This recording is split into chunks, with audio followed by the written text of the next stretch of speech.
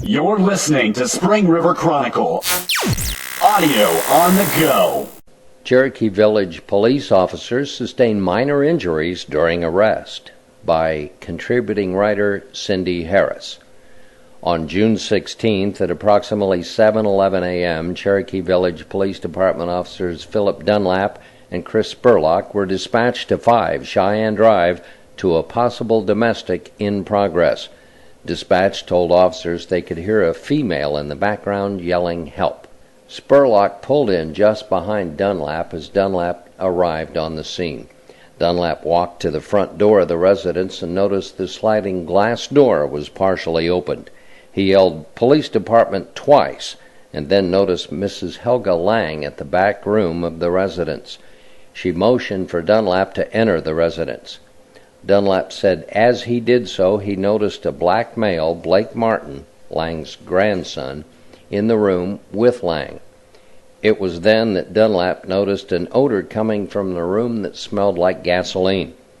Dunlap then asked Mrs. Lang to step out to the front of the residence to talk with Officer Spurlock, radioed Spurlock that she was coming out, and asked Martin to stay in the room and speak with him. However, Martin started walking to the front door of the residence. Dunlap repeated his request to Martin twice more for the subject to stay in the residence so he could give his account of the incident. Martin continued walking towards the front door, and Dunlap yelled out, "Stop," to Martin, "or you'll be charged with interfering with government operations." But Martin kept going towards the front door. Dunlap then told Spurlock that Martin was coming out of the front door.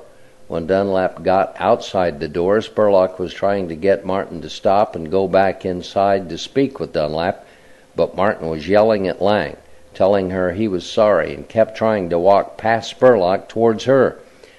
Spurlock and Dunlap then grabbed Martin to try to restrain him, at which point Martin started resisting and pulling away from the 2 officers, and a struggle ensued.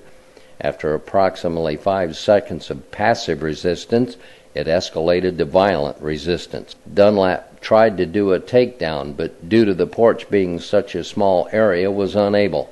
After struggling on the porch, Dunlap, Spurlock, and Martin fell down the steps onto the ground and driveway.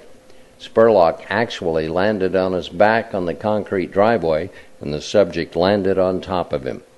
Dunlap again attempted to take down Martin, but the subject lunged at Spurlock, causing them both to fall to the ground and causing Spurlock to strike his head against the corner of the concrete flower bed.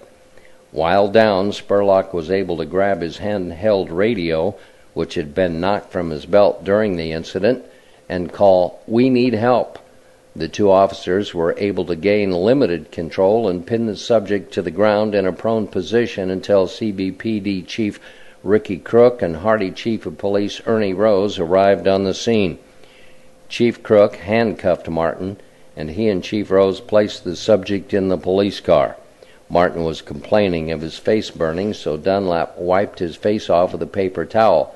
Dunlap transported subject to Sharp County Jail, and Spurlock followed, as he said, in case subject became violent during transport.